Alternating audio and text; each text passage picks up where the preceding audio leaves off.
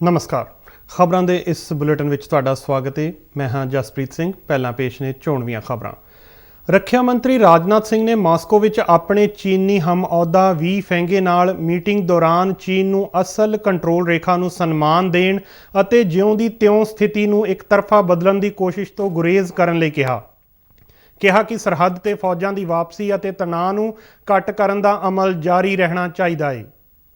उज़बेकिस्तान और कजाकिस्तान के हम अहुदा मंत्रियों नाल भी रक्षा सहयोग होर मजबूत बनाउण बारे विचार वटांदरा किया। Chief of defence staff Bipin Rawat ने कहा कि सरकार और हथियारबंद फौजां पहलां ही मेक इन इंडिया रक्षा मुहिम लई अपना संकल्प और वचनबद्धता प्रगटा चुकियां ने।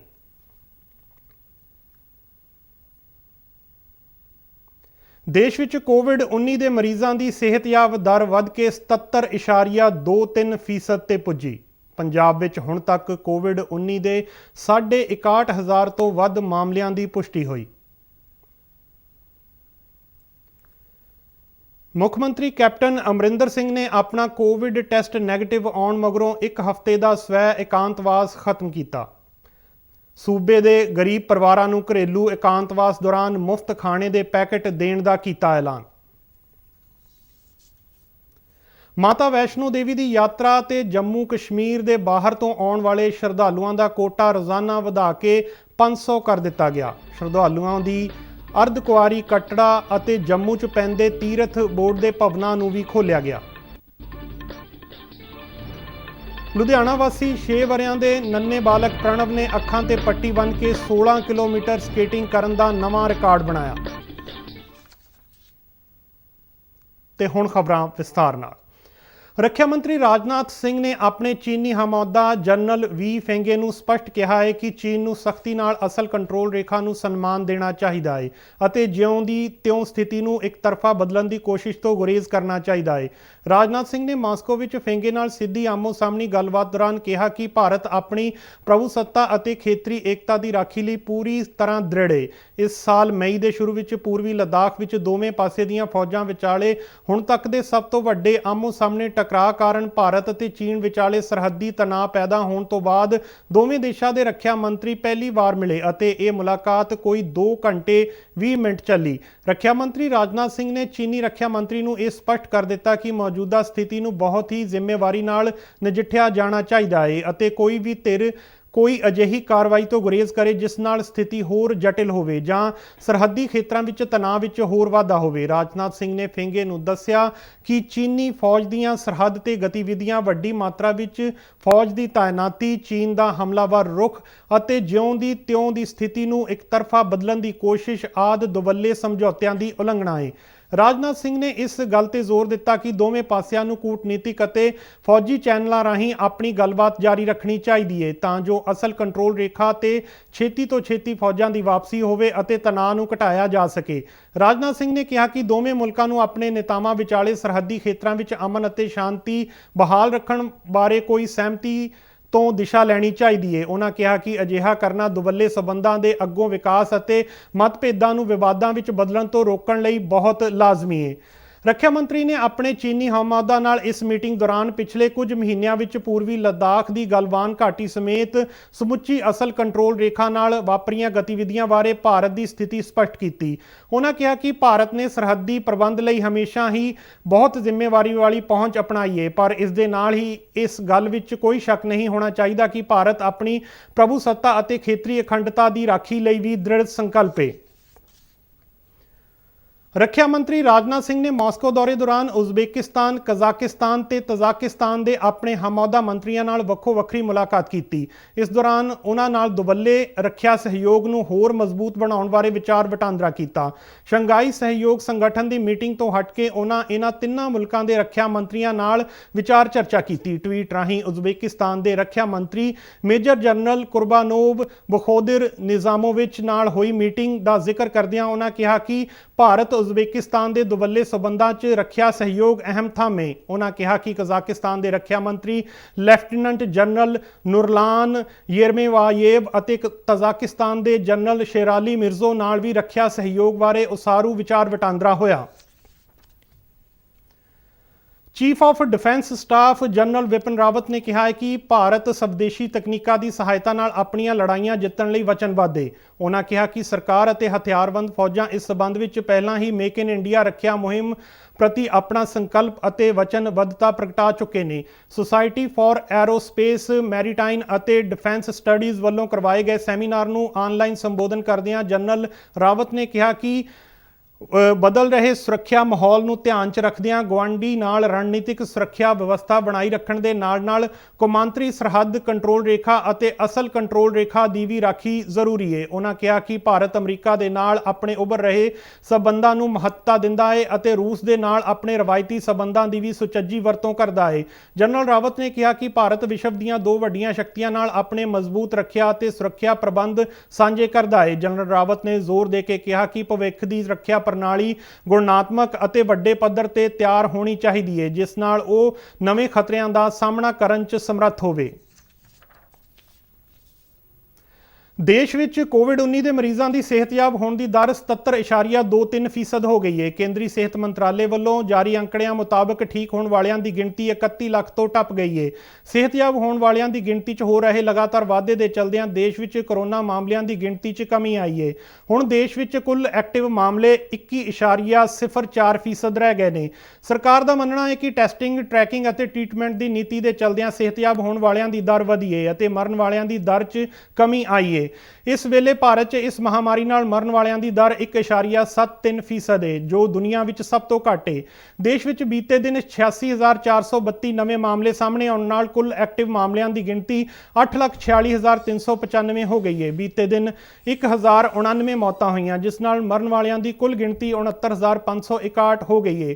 ਭਾਰਤੀ ਮੈਡੀਕਲ ਖੋਜ ਕੌਂਸਲ ਅਨੁਸਾਰ ਬੀਤੇ ਦਿਨ ਕੋਵਿਡ-19 ਦਾ ਪਤਾ ਲਗਾਉਣ ਲਈ 10,59,346 ਨਮੂਨਿਆਂ ਦੀ ਜਾਂਚ ਕੀਤੀ ਗਈ।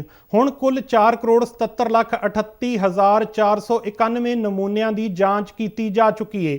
ਜਾਂਚ ਦੇ ਕੰਮ ਵਿੱਚ ਜੁਟੀਆਂ ਲੈਬਾਰਟਰੀਆਂ ਦੀ ਗਿਣਤੀ 'ਚ ਲਗਾਤਾਰ ਵਾਧਾ ਜਾਰੀ ਹੈ। ਇਸ ਵੇਲੇ ਦੇਸ਼ ਵਿੱਚ ਕੁੱਲ 1,643 ਲੈਬਾਰਟਰੀਆਂ ਲੋਕਾਂ ਨੂੰ ਕੋਰੋਨਾ ਜਾਂਚ ਸਹੂਲਤ ਉਪਲਬਧ ਕਰਵਾ ਰਹੀਆਂ ਨੇ, ਜਿਨ੍ਹਾਂ ਵਿੱਚੋਂ 1,026 ਸਰਕਾਰੀ ਅਤੇ 617 ਪ੍ਰਾਈਵੇਟ ਖੇਤਰ ਦੀਆਂ ਲੈਬਾਰਟਰੀਆਂ ਨੇ।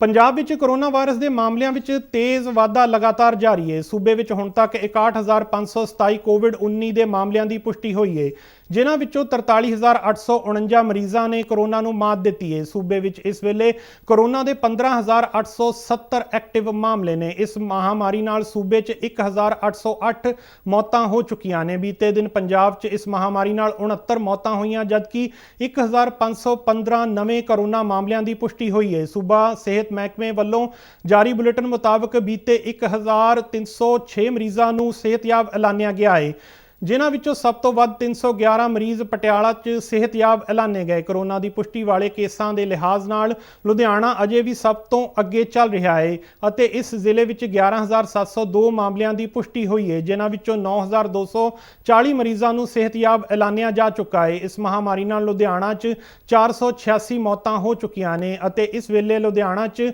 ਐਕਟਿਵ ਕੋਰੋਨਾ ਮਾਮਲਿਆਂ ਦੀ ਗਿਣਤੀ 1,976 ਹੈ। ਮੁੱਖ ਮੰਤਰੀ ਕੈਪਟਨ ਅਮਰਿੰਦਰ ਸਿੰਘ ਨੇ ਆਪਣਾ ਕੋਵਿਡ ਟੈਸਟ ਨੈਗੇਟਿਵ ਆਉਣ ਤੋਂ ਬਾਅਦ ਇੱਕ ਹਫ਼ਤੇ ਦਾ ਸਵੈ ਇਕਾਂਤਵਾਸ ਖਤਮ ਕਰ ਦਿੱਤਾ ਹੈ। ਮੁੱਖ ਮੰਤਰੀ 2 ਵਿਧਾਨਕਾਰਾਂ ਜਿਨ੍ਹਾਂ ਦਾ ਬਾਅਦ ਵਿੱਚ ਕੋਵਿਡ ਟੈਸਟ ਪੋਜ਼ਿਟਿਵ ਆਇਆ ਸੀ ਦੇ ਸੰਪਰਕ ਵਿੱਚ ਆਉਣ ਤੋਂ ਬਾਅਦ ਇਕਾਂਤਵਾਸ 'ਚ ਚਲੇ ਗਏ ਸਨ। ਮੁੱਖ ਮੰਤਰੀ ਵਿਧਾਨ ਸਭਾ ਦੇ ਪਿਛਲੇ ਮਹੀਨੇ ਦੀ 28 ਤਰੀਕ ਨੂੰ ਹੋਏ ਇੱਕ ਰੋਜ਼ਾ ਇਜਲਾਸ ਦੌਰਾਨ ਵਿਧਾਨਕਾਰਾਂ ਦੇ ਸੰਪਰਕ ਵਿੱਚ ਆਏ ਸਨ। ਮਹਾਮਾਰੀ ਦੇ ਫੈਲਣ ਤੋਂ ਬਾਅਦ ਇਹ ਤੀਜਾ ਮੌਕਾ ਸੀ ਜਦੋਂ ਮੁੱਖ ਮੰਤਰੀ ਨੇ ਆਪਣਾ ਕੋਰੋਨਾ ਟੈਸਟ ਕਰਵਾਇਆ ਹੈ। ਮੁੱਖ ਮੰਤਰੀ ਨੇ ਸੂਬਾ ਕੈਬਨਿਟ ਦੇ ਮੰਤਰੀਆਂ, ਵਿਧਾਨਕਾਰਾਂ ਅਤੇ ਸੀਨੀਅਰ ਅਫਸਰਾਂ ਨਾਲ ਇੱਕ ਵਰਚੁਅਲ ਮੀਟਿੰਗ ਕੀਤੀ। ਮੁੱਖ ਮੰਤਰੀ ਨੇ ਮੰਤਰੀਆਂ ਅਤੇ ਵਿਧਾਨਕਾਰਾਂ ਨੂੰ ਪਿੰਡਾਂ ਨਾਲ ਤਾਲਮੇਲ ਬਣਾ ਕੇ ਕੋਵਿਡ ਟੈਸਟਿੰਗ ਅਤੇ ਇਸ ਸੰਬੰਧੀ ਹੋਰ ਨਾਪੱਖੀ ਮੁਹਿੰਮ ਦਾ ਡਟਵਾਂ ਜਵਾਬ ਦੇਣ ਲਈ ਕਿਹਾ। ਮੁੱਖ ਮੰਤਰੀ ਨੇ ਪੰਜਾਬ ਦੇ ਲੋਕਾਂ ਨੂੰ ਕੋਵਿਡ ਟੈਸਟ ਕਰਵਾਉਣ ਨੂੰ ਉਤਸ਼ਾਹਿਤ ਕਰਨ ਲਈ ਗਰੀਬ ਪਰਿਵਾਰਾਂ ਨੂੰ ਘਰੇਲੂ ਇਕਾਂਤਵਾਸ ਦੌਰਾਨ ਮੁਫਤ ਖਾਣੇ ਦੇ ਪੈਕੇਟ ਦੇਣ ਦਾ ਐਲਾਨ ਵੀ ਕੀਤਾ। ਮੁੱਖ ਮੰਤਰੀ ਨੇ ਕਿਹਾ ਕਿ ਇਸ ਪ੍ਰੋਗਰਾਮ ਦੀ ਸ਼ੁਰੂਆਤ ਉਹ ਆਪਣੇ ਵਿਧਾਨ ਸਭਾ ਹਲਕੇ ਪਟਿਆਲਾ ਤੋਂ ਕਰਨਗੇ। ਮੁੱਖ ਮੰਤਰੀ ਨੇ ਕਿਹਾ ਕਿ ਲੋੜਵੰਦਾਂ ਤੱਕ ਇਹ ਪੈਕੇਟ ਪਹੁੰਚਾਉਣ ਲਈ ਜ਼ਿਲ੍ਹਾ ਕਾਂਗਰਸ ਕਮੇਟੀਆਂ ਅਤੇ ਇਲਾਕੇ ਦੇ ਵਿਧਾਨਕਾਰ ਜ਼ਿਲ੍ਹਾ ਪ੍ਰਸ਼ਾਸਨ ਦੀ ਮਦਦ ਕਰਨਗੀਆਂ।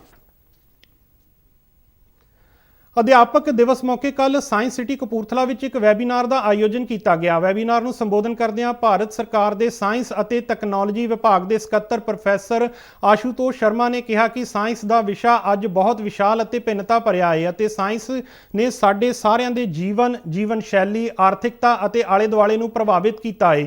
ਉਹਨਾਂ ਕਿਹਾ ਕਿ ਅੱਜ ਦੇ ਸਮੇਂ ਸਾਇੰਸ, ਤਕਨਾਲੋਜੀ ਅਤੇ ਨਵਾਚਾਰ ਵਿੱਚ ਬੈਰੀਅਰ ਖਤਮ ਹੋ ਗਏ ਨੇ। ਪ੍ਰੋਫੈਸਰ ਆਸ਼ੂਤੋਸ਼ ਸ਼ਰਮਾ ਨੇ ਕਿਹਾ ਕਿ ਅੱਜ ਦੇ ਯੁੱਗ ਵਿੱਚ ਉੱਚ ਸਾਖਰਤਾ ਦਰ ਵਾਲੇ ਵਿਕਸਿਤ ਮੁਲਕਾਂ ਵਿੱਚ ਵੀ ਵਿਗਿਆਨਕ ਸਾਖਰਤਾ ਬਹੁਤ ਘੱਟ ਵੇਖੀ ਜਾ ਰਹੀ ਹੈ। ਉਹਨਾਂ ਕਿਹਾ ਕਿ ਜੇ ਅਸੀਂ ਭਾਰੀ ਖੁਰਾਕ, ਟੀਕਾਕਰਨ ਵਿਰੋਧੀ ਅੰਦੋਲਨਾਂ ਅਤੇ ਡਿਜੀਟਲ ਮੀਡੀਆ ਤੇ ਬਿਨਾਂ ਤਸਦੀਕ ਕੀਤੀ ਜਾਣਕਾਰੀ ਨੂੰ ਤੇਜ਼ੀ ਨਾਲ ਗ੍ਰਹਿਣ ਕਰਨ ਵਰਗੀਆਂ ਅਲਾਮਤਾਂ ਨੂੰ ਖਤਮ ਕਰਨਾ ਹੈ ਤਾਂ ਲੋਕਾਂ ਨੂੰ ਸਾਇੰਸ ਬਾਰੇ ਆਪਣੀ ਸਮਝ ਹੋਰ ਵਧਾਉਣੀ ਚਾਹੀਦੀ ਹੈ। ਕੱਲ ਦੇ ਇਸ ਵੈਬੀਨਾਰ ਵਿੱਚ ਹਿੱਸਾ ਲੈਂਦਿਆਂ ਪੰਜਾਬ ਸਰਕਾਰ ਦੇ ਸਾਇੰਸ ਤੇ ਟੈਕਨੋਲੋਜੀ ਵਿਭਾਗ ਦੇ ਪ੍ਰਿੰਸੀਪਲ ਸਕੱਤਰ ਆਲੋਕ ਸ਼ੇਖਰ ਨੇ ਕਿਹਾ ਕਿ ਕੋਵਿਡ-19 ਮਹਾਮਾਰੀ ਦੇ ਇਸ ਦੌਰ ਵਿੱਚ ਪਤਾ ਲੱਗਦਾ ਹੈ ਕਿ ਸਾਇੰਸ ਸੰਚਾਰ ਦੀ ਕੀ ਮਹੱਤਤਾ ਹੈ। ਉਹਨਾਂ ਕਿਹਾ ਕਿ ਨੀਤੀਕਾਰਾਂ, ਖੋਜਕਾਰਾਂ, ਸੰਚਾਰ ਦੇ ਕੰਮ ਵਿੱਚ ਲੱਗੇ ਪੇਸ਼ੇਵਰਾਂ ਅਤੇ ਪ੍ਰਭਾਵਿਤ ਨਾਗਰਿਕਾਂ ਨੂੰ ਹੁਣ ਇਹ ਸਮਝ ਆਈ ਹੈ ਕਿ ਕੋਰੋਨਾ ਵਾਇਰਸ ਨੂੰ ਫੈਲਣ ਤੋਂ ਰੋਕਣ ਲਈ ਕੀਤੇ ਜਾਂਦੇ ਉਪਾਅ ਸਮਾਜ ਵੱਲੋਂ ਤਾਂ ਹੀ ਸਤਿਕਾਰੇ ਜਾਣਗੇ ਜੇ ਵੱਖ-ਵੱਖ ਸਰੋਕਾਰੀਆਂ ਵਿਚਾਲੇ ਸੂਚਨਾਵਾਂ ਦਾ ਸੰਚਾਰ ਪ੍ਰਭਾਵਸ਼ਾਲੀ ਹੋਵੇਗਾ। ਪੁਸ਼ਪਾ ਗੁਜਰਾਲ ਸਾਇੰਸ ਸਿਟੀ ਦੀ ਡਾਇਰੈਕਟਰ ਡਾਕਟਰ ਨੀਲਿਮਾ ਜੀਰਥ ਨੇ ਆਪਣੇ ਸੰਬੋਧਨ ਵਿੱਚ ਕਿਹਾ ਕਿ ਪਿਛਲੇ 50 ਵਰ੍ਹਿਆਂ ਵਿੱਚ ਭਾਰਤ ਨੇ ਸਾਇੰਸ ਤੇ ਟੈਕਨੋਲੋਜੀ ਦੇ ਖੇਤਰ ਵਿੱਚ ਚੰਗੀ ਤਰੱਕੀ ਕੀਤੀ ਹੈ, ਪਰ ਫਿਰ ਵੀ ਸਾਇੰਸ ਅਤੇ ਸਮਾਜ ਵਿਚਾਲੇ ਪਾੜਾ ਅਜੇ ਵੀ ਵੇਖਣ ਨੂੰ ਮਿਲਦਾ ਹੈ। ਉਹਨਾਂ ਕਿਹਾ ਕਿ ਇਸ ਪਾੜੇ ਨੂੰ ਪੁਰ ਕਰਨਾ ਇੱਕ ਵੱਡੀ ਚੁਣੌਤੀ ਹੈ, ਪਰ ਇਹ ਸਾਬਿਤ ਹੋ ਚੁੱਕਾ ਹੈ ਕਿ ਇਸ ਦਾ ਸਭ ਤੋਂ ਵਧੀਆ ਤਰੀਕਾ ਅਧਿਆਪਕਾਂ ਅਤੇ ਵਿਦਿਆਰਥੀਆਂ ਨਾਲ ਸੰਪਰਕ ਬਣਾਉਣਾ ਹੈ ਤਾਂ ਜੋ ਭਵਿੱਖ ਨੂੰ ਬਿਹਤਰ ਕੀਤਾ ਜਾ ਸਕੇ। ਜੰਮੂ ਕਸ਼ਮੀਰ ਵਿੱਚ ਮਾਤਾ ਵੈਸ਼ਨੋ ਦੇਵੀ ਦੀ ਪਵਿੱਤਰ ਗੁਫਾ ਲਈ ਯਾਤਰਾ ਸੁਚੱਜੇ ਢੰਗ ਨਾਲ ਚੱਲ ਰਹੀ ਹੈ ਅਤੇ ਇਸ ਵਿੱਚ ਦਿਨੋਂ ਦਿਨ ਤੇਜ਼ੀ ਆ ਰਹੀ ਹੈ, ਜਿਸ ਨੂੰ ਧਿਆਨ ਵਿੱਚ ਰੱਖਦਿਆਂ ਜੰਮੂ ਕਸ਼ਮੀਰ ਦੇ ਬਾਹਰ ਤੋਂ ਆਉਣ ਵਾਲੇ ਸ਼ਰਧਾਲੂਆਂ ਦਾ ਕੋਟਾ ਰੋਜ਼ਾਨਾ ਵਧਾ ਕੇ 500 ਕਰ ਦਿੱਤਾ ਗਿਆ ਹੈ। ਹਰ ਰੋਜ਼ 2000 ਸ਼ਰਧਾਲੂਆਂ ਨੂੰ ਪਵਿੱਤਰ ਗੁਫਾ ਦੇ ਦਰਸ਼ਨਾਂ ਦੀ ਮਨਜ਼ੂਰੀ ਦਿੱਤੀ ਜਾਂਦੀ ਹੈ। ਪਵਿੱਤਰ ਗੁਫਾ ਦੀ ਯਾਤਰਾ ਲੰਬੇ ਅਰਸੇ ਤੋਂ ਬਾਅਦ 16 ਅਗਸਤ ਨੂੰ ਮੁੜ ਸ਼ੁਰੂ ਕੀਤੀ ਗਈ ਸੀ। ਮਾਤਾ ਵੈਸ਼ਨੋ ਦੇਵੀ ਤੀਰਥ ਬੋਰਡ ਦੇ ਮੁੱਖ ਸਕੱਤਰ ਕਾਰਜਕਾਰੀ ਅਧਿਕਾਰੀ ਰਮੇਸ਼ ਕੁਮਾਰ ਨੇ ਦੱਸਿਆ ਕਿ ਸ਼ਰਧਾਲੂਆਂ ਲਈ ਵਿਸ਼ੇਸ਼ ਪੂਜਾ ਦੀ ਬੁਕਿੰਗ ਵੀ ਆਨਲਾਈਨ ਕੀਤੀ ਜਾ ਰਹੀ ਹੈ। ਇਸ ਤੋਂ ਇਲਾਵਾ ਅਰਧਕੁਆਰੀ, ਕਟੜਾ ਅਤੇ ਜੰਮੂ 'ਚ ਪੈਂਦੇ ਤੀਰਥ ਬੋਰਡ ਦੇ ਭਵਨਾਂ ਨੂੰ ਵੀ ਸ਼ਰਧਾਲੂਆਂ ਲਈ ਖੋਲ੍ਹ ਦਿੱਤਾ ਗਿਆ ਹੈ। ਉਹਨਾਂ ਦੱਸਿਆ ਕਿ ਬੈਟਰੀ ਨਾਲ ਚੱਲਣ ਵਾਲੇ ਵਾਹਨ, ਰੋਪਵੇ ਅਤੇ ਹੈਲੀਕਾਪਟਰ ਸੇਵਾ ਵੀ ਸੁਚੱਜੇ ਢੰਗ ਨਾਲ ਚੱਲ ਰਹੀ ਹੈ। ਸ਼ਰਧਾਲੂਆਂ ਨੂੰ ਆਨਲਾਈਨ ਰਜਿਸਟ੍ਰੇਸ਼ਨ ਤੋਂ ਬਾਅਦ ਹੀ ਤੀਰਥ ਯਾਤਰਾ ਦੀ ਮਨਜ਼ੂਰੀ ਦਿੱਤੀ ਜਾਂਦੀ ਹੈ। ਲੁਧਿਆਣਾ ਦੇ ਰਹਿਣ ਵਾਲੇ 6 ਵਰ੍ਹਿਆਂ ਦੇ ਨੰਨੇ ਬਾਲਕ ਪ੍ਰਣਵ ਚੌਹਾਨ ਨੇ ਸਕੇਟਿੰਗ ਵਿੱਚ ਇੱਕ ਨਵਾਂ ਕੀਰਤੀਮਾਨ ਸਥਾਪਿਤ ਕਰਨ ਦੀ ਦੌੜ ਵਜੋਂ ਕੱਲ ਆਪਣਾ ਨਾਂ international book of world record, Asia book of world record ਅਤੇ Limca book of world record ਲਈ ਭੇਜ ਦਿੱਤਾ ਹੈ। ਪ੍ਰਣਵ ਨੇ ਅੱਖਾਂ ਤੇ ਪੱਟੀ ਬੰਨ੍ਹ ਕੇ 16 ਕਿਲੋਮੀਟਰ ਦੀ ਸਕੇਟਿੰਗ ਕੀਤੀ। ਪ੍ਰਣਵ ਦੇ ਪਿਤਾ ਸੁਰਿੰਦਰ ਕੁਮਾਰ ਦਾ ਦਾਅਵਾ ਹੈ ਕਿ ਇੰਨੀ ਦੂਰ ਤੱਕ ਇਸ ਤਰੀਕੇ ਨਾਲ ਸਕੇਟਿੰਗ ਕਰਨ ਦਾ ਅੱਜ ਤੱਕ ਕਿਸੇ ਨੇ ਵੀ ਰਿਕਾਰਡ ਨਹੀਂ ਬਣਾਇਆ। ਉਹਨਾਂ ਦੱਸਿਆ ਕਿ ਇਸ ਤੋਂ ਪਹਿਲਾਂ ਵੀ ਪ੍ਰਣਵ ਕਈ ਤਰ੍ਹਾਂ ਦੇ ਰਿਕਾਰਡ ਆਪਣੇ ਨਾਂ ਕਰ ਚੁੱਕਾ ਹੈ। ਪ੍ਰਣਵ ਨੇ ਪਹਿਲੋਂ 34 ਕਿਲੋਮੀਟਰ ਤੋਂ ਵੱਧ ਮੈਰਾਥਨ, 29 ਦੇ ਕਰੀਬ ਲੀਮੋ ਸਕੇਟਿੰਗ ਕਰਕੇ 2 ਰਿਕਾਰਡ ਸਥਾਪਿਤ ਕੀਤੇ। ਪ੍ਰਣਵ ਦੇ ਪਿਤਾ ਕਹਿੰਦੇ ਨੇ ਕਿ ਪਹਿਲਾਂ ਥੋੜੇ ਗਰਾਊਂਡ ਤੇ ਉਹ ਰਾਊਂਡ ਲਗਾਉਂਦਾ ਸੀ ਅਤੇ ਫਿਰ ਉਸਨੇ ਸਖਤ ਮਿਹਨਤ ਤੋਂ ਬਾਅਦ ਅੱਖਾਂ ਤੇ ਪੱਟੀ ਬੰਨ੍ਹ ਕੇ 16 ਕਿਲੋਮੀਟਰ ਸਕੇਟਿੰਗ ਕਰਨ ਦਾ ਕੀਰਤੀਮਾਨ ਸਥਾਪਿਤ ਕਰਨ ਵੱਲ ਕਦਮ ਵਧਾਇਆ। ਪ੍ਰਣਵ ਖੁਦ ਕਹਿੰਦਾ ਹੈ ਕਿ ਉਸ ਨੂੰ ਅੱਖਾਂ ਤੇ ਪੱਟੀ ਬੰਨ੍ਹ ਕੇ ਸਕੇਟਿੰਗ ਕਰਨ ਵਿੱਚ ਕੋਈ ਸਮੱਸਿਆ ਪੇਸ਼ ਨਹੀਂ ਆਈ। ਪ੍ਰਣਵ ਦੇ ਪਿਤਾ ਆਪਣੇ ਪੁੱਤਰ ਦੀ ਇਸ ਪ੍ਰਾਪਤੀ ਤੇ ਖੁਸ਼ ਨੇ ਅਤੇ ਉਹਨਾਂ ਨੂੰ ਉਮੀਦ ਹੈ ਕਿ ਉਸ ਵੱਲੋਂ ਵੱਖ-ਵੱਖ ਕੌਮੀ ਸੰਸਥਾਵਾਂ ਨੂੰ ਭੇਜੀਆਂ ਗਈਆਂ ਦਰਖਾਸਤਾਂ ਦੀ ਛੇਤੀ ਹੀ ਰਿਪੋਰਟ ਆਵੇਗੀ ਅਤੇ ਉਹ ਵਿਸ਼ਵ ਰਿਕਾਰਡ ਬਣਾਉਣ ਵਾਲਾ ਬੱਚਾ ਬਣੇਗਾ। ਪ੍ਰਣਵ ਚੌਹਾਨ ਜੋ 6 ਸਾਲ ਦਾ ਹੈਗਾ, ਜਿਹੜਾ ਕਿ ਪਿਛਲੇ 2 ਸਾਲ ਤੋਂ ਸਕੇਟਿੰਗ ਦੀ ਪ੍ਰੈਕਟਿਸ ਕਰ ਰਿਹਾ ਸੀਗਾ ਤੇ ਅੱਜ ਉਹਨੇ 16 ਕਿਲੋਮੀਟਰ ਅੱਖਾਂ ਤੇ ਪੱਟੀ ਬੰਨ੍ਹ ਕੇ ਵਰਲਡ ਰਿਕਾਰਡ ਬਣਾਇਆ ਹੈ, ਜਿਸ ਦੀ ਪ੍ਰੈਕਟਿਸ ਉਹ। ਬੁਲੇਟਿਨ ਦੇ ਅਖੀਰ ਵਿੱਚ ਚੋਣਵੀਆਂ ਖਬਰਾਂ ਇੱਕ ਵਾਰ ਫਿਰ ਤੋਂ। ਰੱਖਿਆ ਮੰਤਰੀ ਰਾਜਨਾਥ ਸਿੰਘ ਨੇ ਮਾਸਕੋ ਵਿੱਚ ਆਪਣੇ ਚੀਨੀ ਹਮਅਹੁਦਾ ਵੀ ਫੇਂਗੇ ਨਾਲ ਮੀਟਿੰਗ ਦੌਰਾਨ ਚੀਨ ਨੂੰ ਅਸਲ ਕੰਟਰੋਲ ਰੇਖਾ ਨੂੰ ਸਨਮਾਨ ਦੇਣ ਅਤੇ ਜਿਉਂ ਦੀ ਤਿਉਂ ਸਥਿਤੀ ਨੂੰ ਇੱਕ ਤਰਫਾ ਬਦਲਣ ਦੀ ਕੋਸ਼ਿਸ਼ ਤੋਂ ਗੁਰੇਜ਼ ਕਰਨ ਲਈ ਕਿਹਾ ਕਿ ਸਰਹੱਦ ਤੇ ਫੌਜਾਂ ਦੀ ਵਾਪਸੀ ਅਤੇ ਤਣਾਅ ਨੂੰ ਘੱਟ ਕਰਨ ਦਾ ਅਮਲ ਜਾਰੀ ਰਹਿਣਾ ਚਾਹੀਦਾ ਹੈ। ਉਜ਼ਬੇਕਿਸਤਾਨ, ਕਜ਼ਾਕਿਸਤਾਨ ਅਤੇ ਤਜ਼ਾਕਿਸਤਾਨ ਦੇ ਹਮਅਹੁਦਾ ਮੰਤਰੀਆਂ ਨਾਲ ਰੱਖਿਆ ਸਹਿਯੋਗ ਹੋਰ ਮਜ਼ਬੂਤ ਬਣਾਉਣ ਬਾਰੇ ਵਿਚਾਰ ਵਟਾਂਦਰਾ ਕੀਤਾ। Chief of defence staff Bipin Rawat ਨੇ ਕਿਹਾ ਕਿ ਸਰਕਾਰ ਅਤੇ ਹਥਿਆਰਬੰਦ ਫੌਜਾਂ ਪਹਿਲਾਂ ਹੀ ਮੇਕ ਇਨ ਇੰਡੀਆ ਰੱਖਿਆ ਮੁਹਿੰਮ ਲਈ ਆਪਣਾ ਸੰਕਲਪ ਅਤੇ ਵਚਨਬੱਧਤਾ ਪ੍ਰਗਟਾ ਚੁੱਕੀਆਂ ਨੇ। ਦੇਸ਼ ਵਿੱਚ ਕੋਵਿਡ-19 ਦੇ ਮਰੀਜ਼ਾਂ ਦੀ ਸਿਹਤਯਾਬ ਦਰ ਵੱਧ ਕੇ 77.23% ਤੇ ਪੁੱਜੀ। ਪੰਜਾਬ ਵਿੱਚ ਹੁਣ ਤੱਕ ਕੋਵਿਡ-19 ਦੇ 61,500 ਤੋਂ ਵੱਧ ਮਾਮਲਿਆਂ ਦੀ ਪੁਸ਼ਟੀ ਹੋਈ।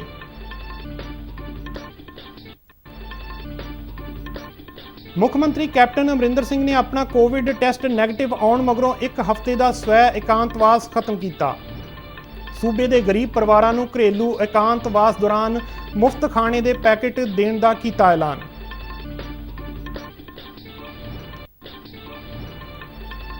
ਮਾਤਾ ਵੈਸ਼ਨੋ ਦੇਵੀ ਦੀ ਯਾਤਰਾ ਤੇ ਜੰਮੂ ਕਸ਼ਮੀਰ ਦੇ ਬਾਹਰ ਤੋਂ ਆਉਣ ਵਾਲੇ ਸ਼ਰਧਾਲੂਆਂ ਦਾ ਕੋਟਾ ਰੋਜ਼ਾਨਾ ਵਧਾ ਕੇ 500 ਕਰ ਦਿੱਤਾ ਗਿਆ। ਸ਼ਰਧਾਲੂਆਂ ਲਈ ਅਰਧਕੁਆਰੀ, ਕਟੜਾ ਅਤੇ ਜੰਮੂ 'ਚ ਪੈਂਦੇ ਤੀਰਥ ਬੋਰਡ ਦੇ ਭਵਨਾਂ ਨੂੰ ਵੀ ਖੋਲ੍ਹਿਆ ਗਿਆ। ਲੁਧਿਆਣਾ ਵਾਸੀ 6 ਵਰ੍ਹਿਆਂ ਦੇ ਨੰਨੇ ਬਾਲਕ ਪ੍ਰਣਵ ਨੇ ਅੱਖਾਂ ਤੇ ਪੱਟੀ ਬੰਨ੍ਹ ਕੇ 16 ਕਿਲੋਮੀਟਰ ਸਕੇਟਿੰਗ ਕਰਨ ਦਾ ਨਵਾਂ ਰਿਕਾਰਡ ਬਣਾਇਆ।